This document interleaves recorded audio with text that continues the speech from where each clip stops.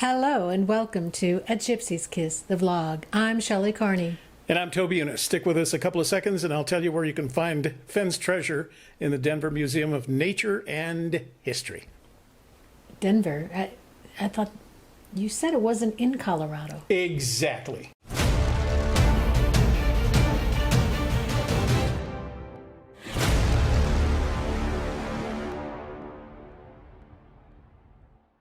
So tell me about this map. Is this serious? No, it was serious at first just because I was having fun with it, but I had one of those nights where I just wanted to be mischievous. So it was serious fun? It was seriously fun is what it was, yeah. So my favorite part was City Park anagrams to Park City. It does. And Martin Luther King Memorial, who is in his youth was referred to as Blazin' Marty. I did not know that. Yeah, I just, made that up too. Oh, but okay. It was just a lot of fun. That's not what we're going to talk about today. What we're going to talk about today is several things, up to and including why the treasure is not in Colorado. Oh, isn't it? Okay. So the week all started out with the announcement on Mysterious Writings, Jenny Kyle's website, that she had been presented with a foreword written by Douglas Preston, and the foreword was going to be in Forrest Fenn's new book, Once Upon a While. Mm-hmm. Well, that, of course, set everybody off. Douglas Preston, as you know, is a New York Times bestseller, best-selling author. We know him from at least one book called The Codex, which is a book he wrote and published in, what did we decide, 2001? Yes. About a man, a wealthy, a millionaire, dying of cancer, who decides to hide a treasure and give his sons clues to find it in the form of a codex. He's Forrest Fenn's friend. He has been Forrest Fenn's friend. That's hard to say. Since the late 80s. Late 80s, yeah. Mm-hmm. So apparently around the time that Forrest, or soon after Forrest survived his bout with cancer. He wrote a pretty good foreword, although honestly, there was some grammatical mistakes in it, and you'd think for a world-class author, somebody would have at least edited it. But it was filled with nuance and what I would call previously undisclosed information. Mm-hmm. And it was, like I said, it was enough to set the community off in an uproar.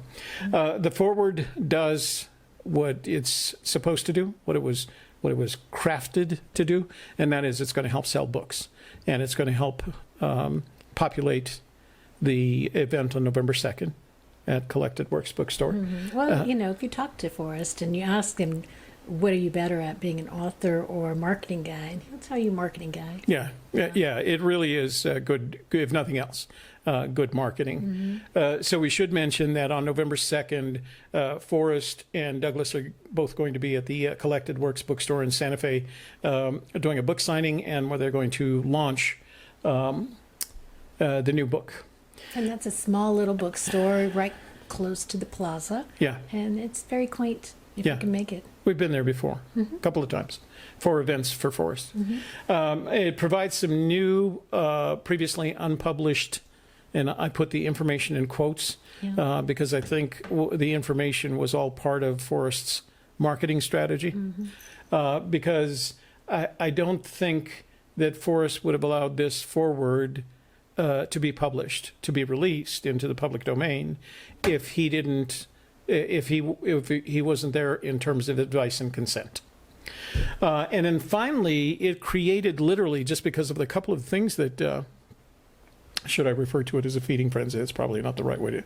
I don't know. It reminds me when we dropped that fish food over there, those brown trout. Oh, in Lander at the sinks, at the Rise. Right. Yeah.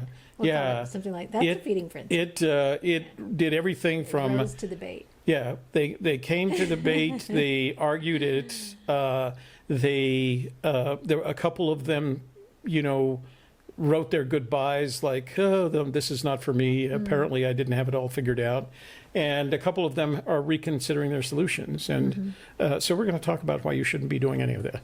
Oh. So, like Fenn always advises, look at the big picture. If you look at this right, through a microscope, just like try looking at it right here, you're going to find it a waste of time. Ignore it. That's my advice. That was the forward.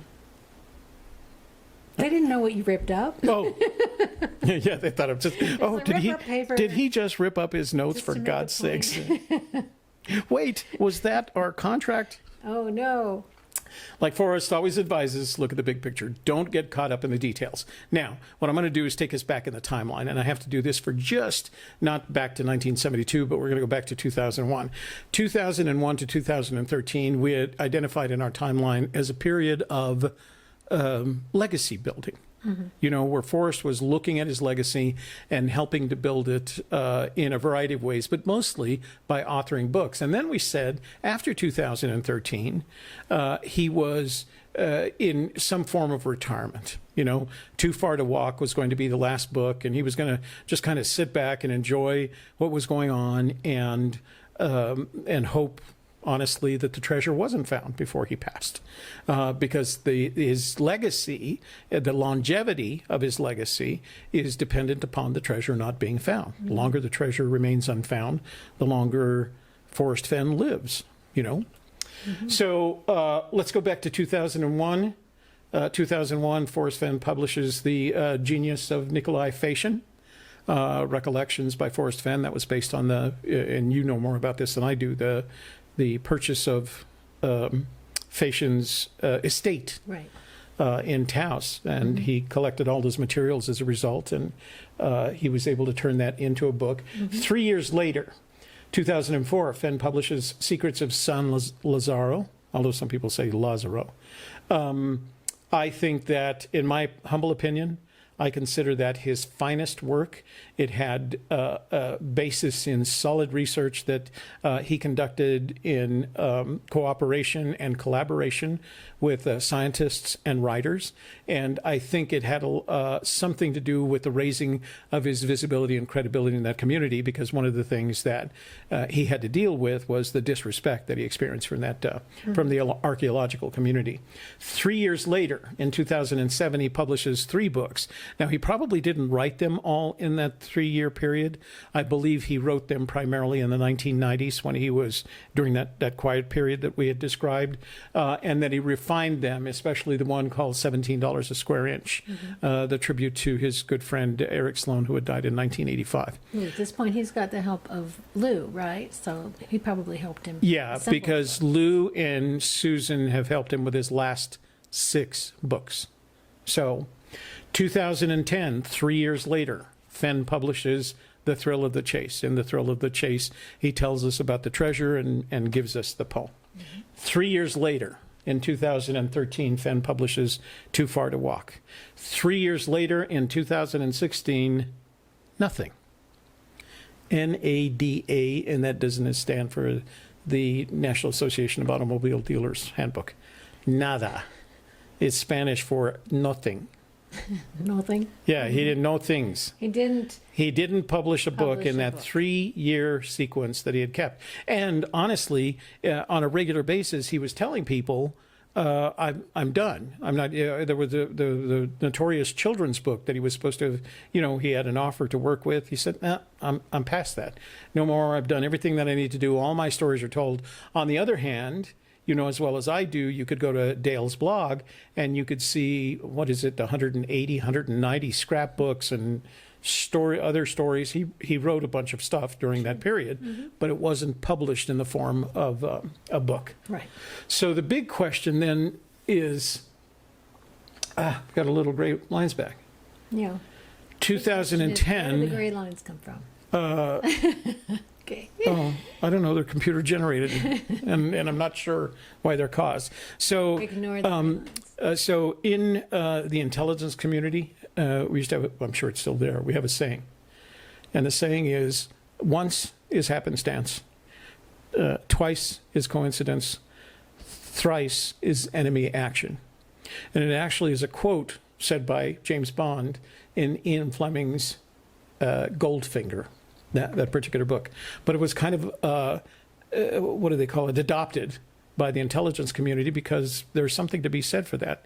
So once is the thrill of the chase. 2010, Fenn writes the foreword and the preface. He says, everything you need to know is in the poem, but the book has some hints.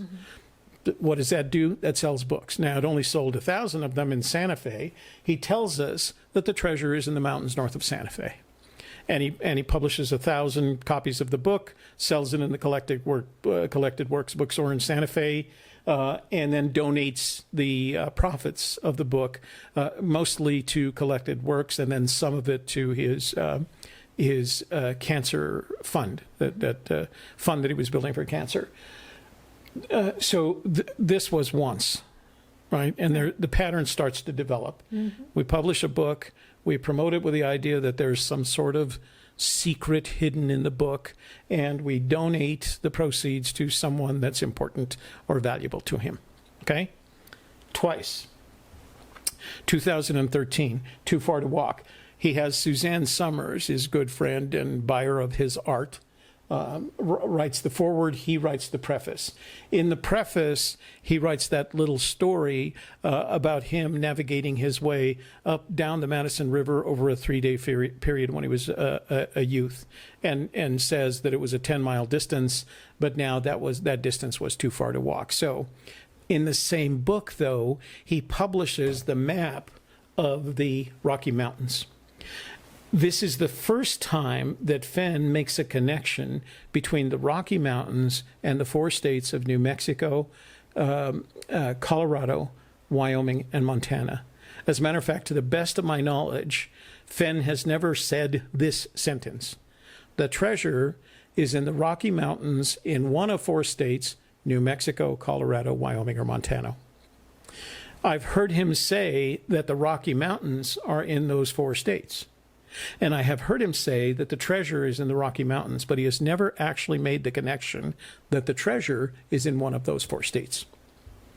So the book has its own marketing thing. It has the unintended clue, and it has a full pull-out map of the Rocky Mountains where he says, if you know where the treasure is, you'll be able to find it on this map. Good marketing, but the pattern starts developing. In this case, the profits are donated to Fenn's grandchildren. That's twice. Thrice. Oops. Oh, 2016, we don't come around. He doesn't produce anything in 2016. We come to 2017, and here's the interesting thrice. Why 2017? Here's what we know about the new book. Number 1, its title is Once in a While. Once upon a while. The expected release date is November 2nd, 2017, and it'll be announced at the book signing at the Collected Works bookstore in Santa Fe. It's a paperback, not a hardbound, $24.95, and it's composed of 39 previously written scrapbooks. They've already been published on Dale's blog. The foreword was written by Preston and includes the Denver Museum parking lot story, which was the inspiration for my treasure map. The fact that he saw the treasure, and this is I'm going to develop this in another video.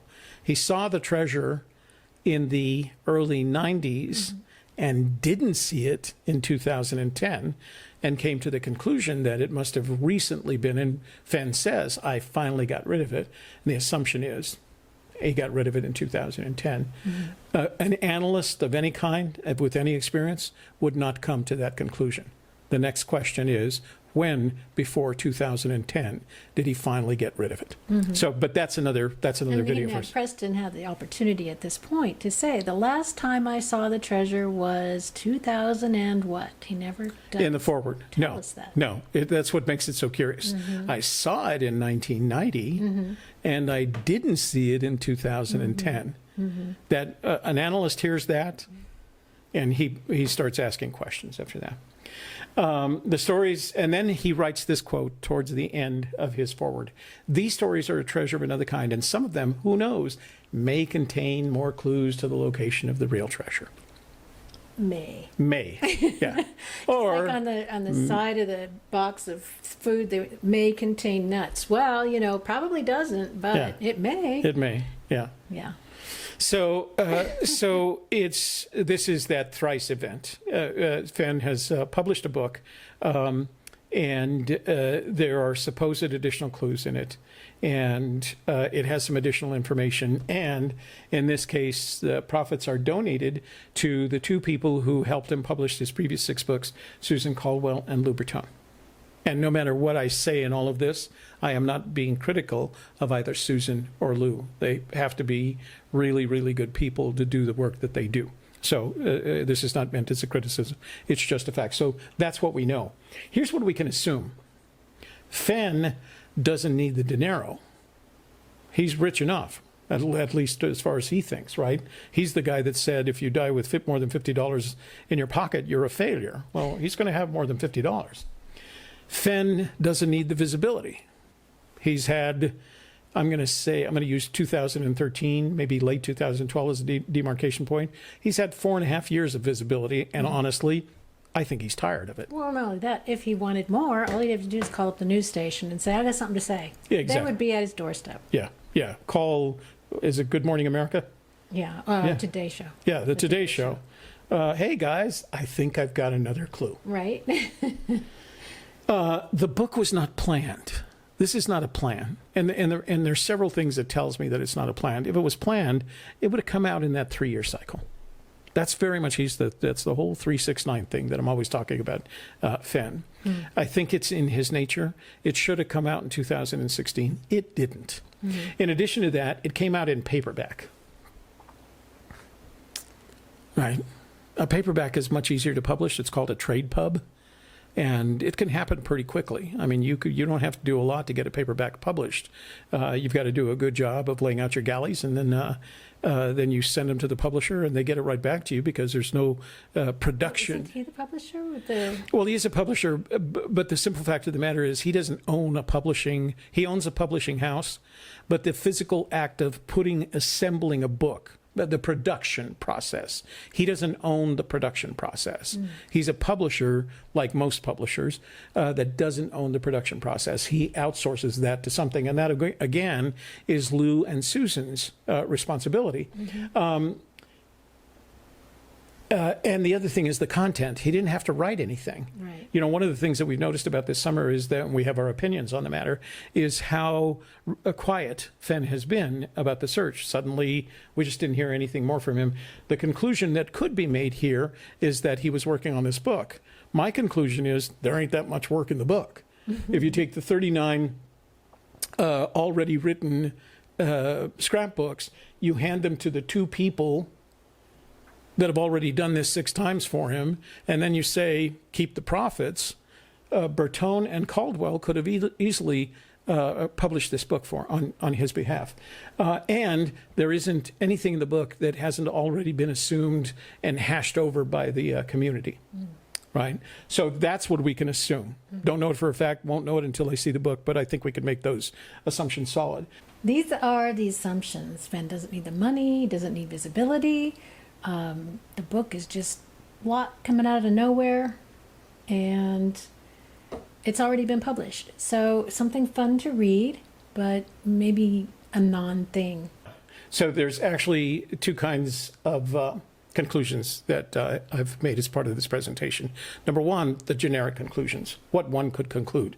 1, the thrill, the chase isn't the thrill. The thrill is gone. The thrill is gone, yeah.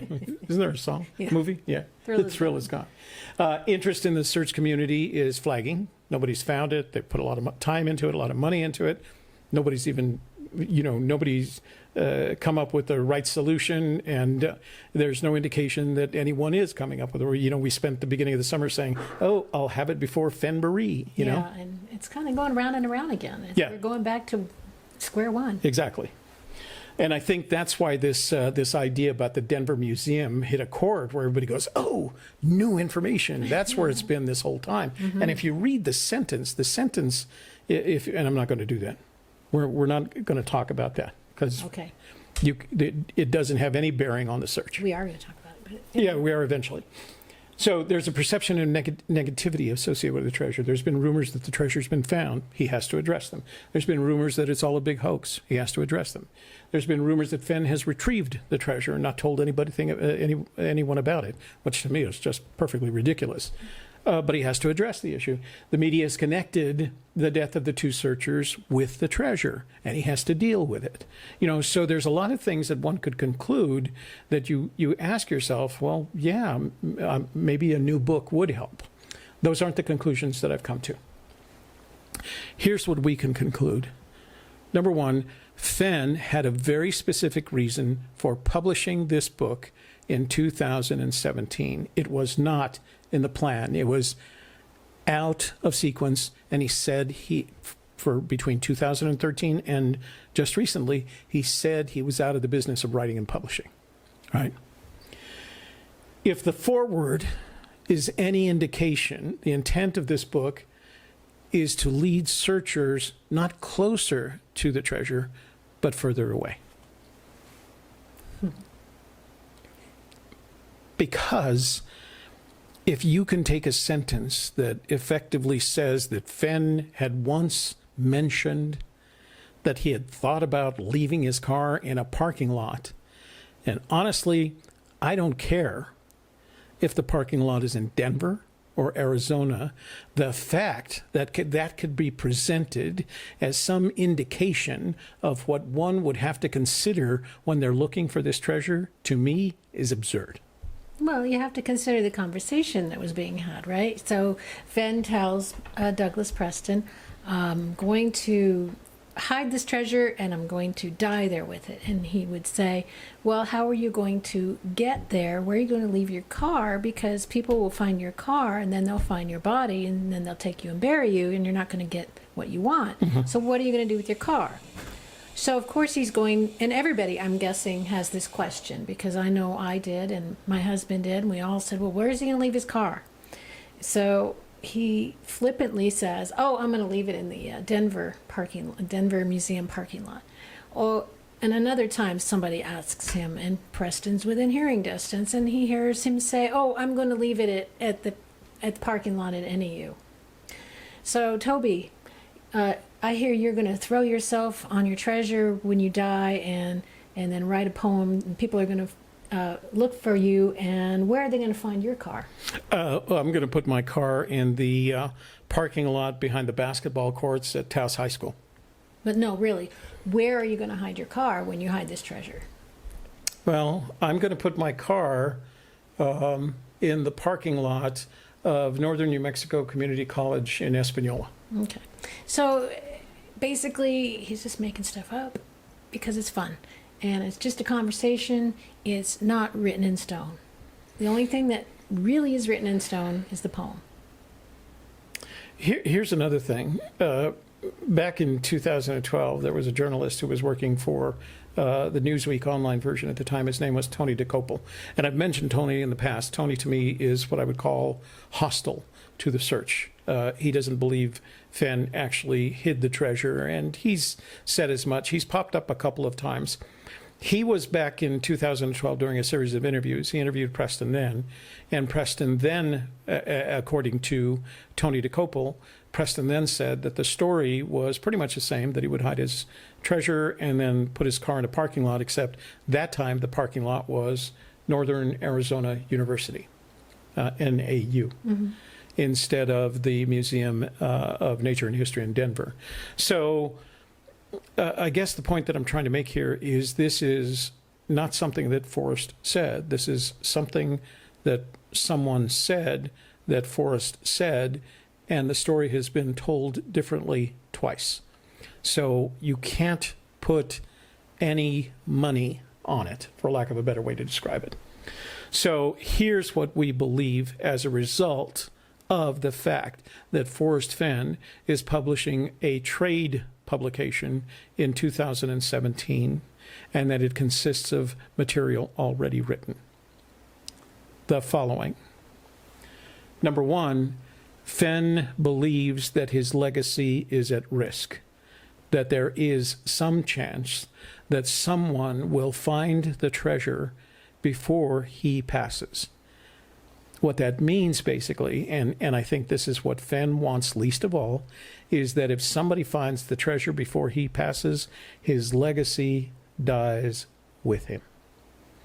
It's not in his best interest for the treasure to be found before he dies. It's in his best interest for the treasure to be found accidentally in 1,000 years. Number two, as a result of that, I'm going to go back to the thrill of the chase. The treasure is in New Mexico. The reason I believe that's true is because Fenn, being a great counterintelligence agent, has That means king of the shiny objects. really has since The Thrill of the Chase was published with a poem with the words, "The treasure is someplace in the mountains north of Santa Fe." Every shiny object that Fenn has produced since then, especially beginning in late 2012 and early 2013, is designed to direct you away from New Mexico.